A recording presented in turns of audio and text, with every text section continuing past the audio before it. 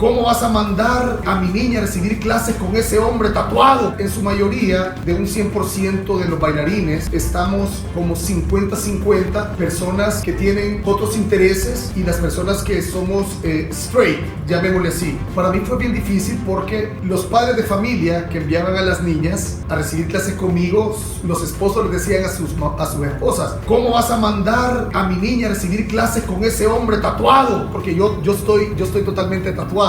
¿Cómo es que lo vas a mandar y a bailar ese tipo de música de la calle? Esos problemas yo los tuve desde el día 1 que yo inicié con mi proyecto. Pues gracias a Dios, mi proyecto siempre fue de familia. Mi esposa es la administradora, mi esposa es la cabeza de todo este negocio, de toda esta empresa, y aparte de eso, mis 3 hijos pasaban acá con nosotros. Mi esposa, mis 3 hijos. Eso ayudó bastante porque educamos a las personas, hacerles ver que este era un proyecto de familia.